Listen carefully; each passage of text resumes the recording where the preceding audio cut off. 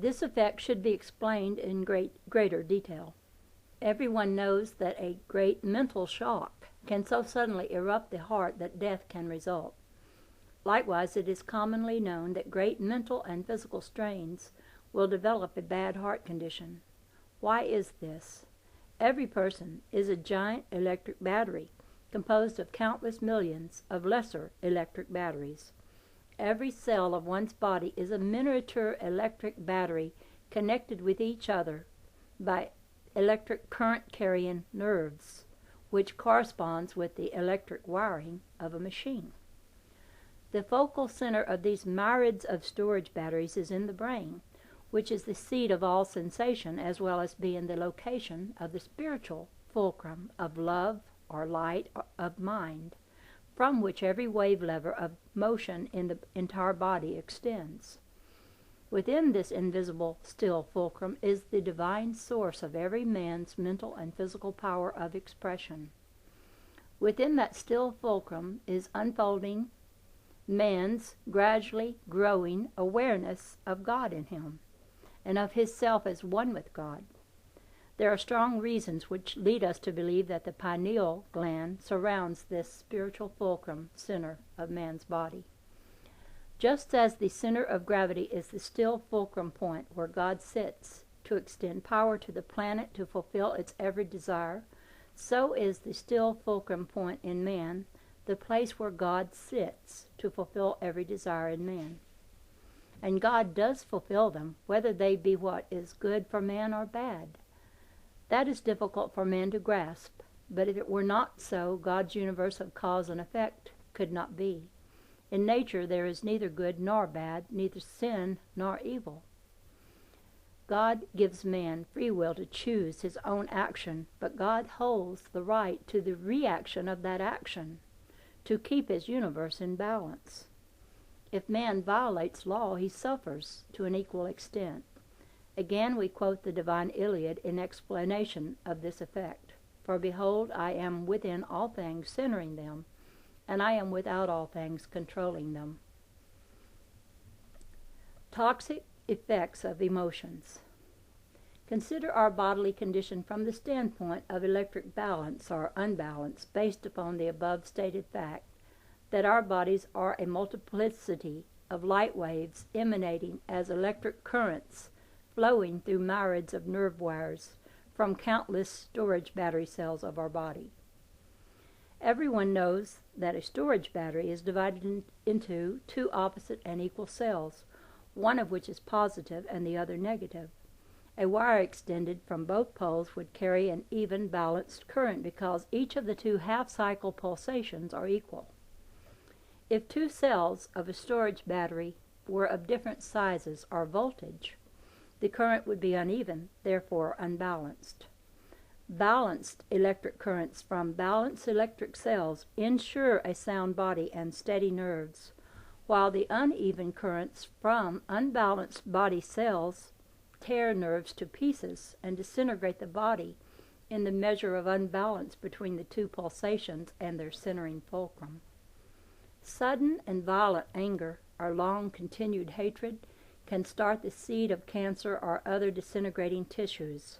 Fears, worries, and long-continued emotions, which are devoid of love or inner joyousness, will develop many such effects as stomach ulcers, neuritis, arthritis, and other such toxic conditions.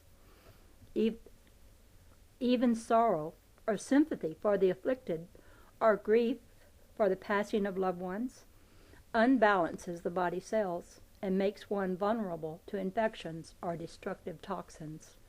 For each emotions have no relation to love or the inner joyousness of love-inspired man, nor are they within the God mind, which alone knows unchanging ecstasy. Grief is selfish. It is indulged in for self-gratification, not for love. Cosmic man knows the beauty and unreality of death.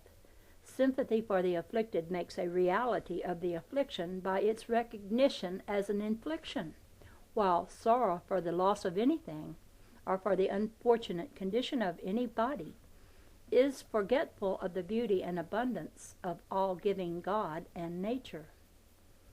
The mind of God knows but one unchanging emotion, ecstasy, the ecstasy of love, the ecstasy of the inspired who know God's thinking, that ecstasy which has its beginning in an inner joyousness of one who is far on the road to the discovery of his immortal self. God does not know grief, sorrow, anger, mercy, pity, wrath, sympathy, petulance, impatience, or intolerance. The very suggestion in these words pictures an impossible God, a God of imperfection. It pictures weak humans in early stages of unfolding. For God to have such qualities would mean the creation of a universe of chaos instead of a balanced, orderly one of law, just as qualities of varied, unbalanced emotions in man result in the chaos of war and countless ills in man's creating universe.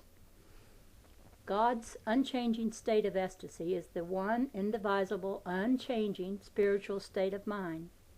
God's light of love cannot change into opposite expressions, nor can it be divided into the physical pairs of opposite emotions which belong alone to the sensed electric universe of unfolding creations.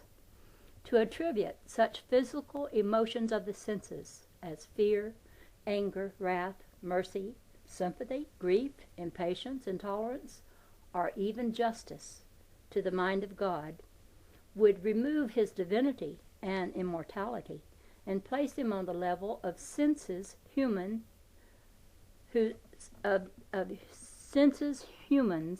every emotion is divided into pairs of opposite expressions. He who would be illumined with the cosmic light of all-knowing must first be so much the master of his body that he can take all things alike and know love in all things, knowing all is good. Likewise, he must be so much the master of his thinking that he can stop not only his thinking, but all electric awareness of his body to find God's ecstasy and his immortality. Exemplifying this meaning, we again quote from the Divine Illiad.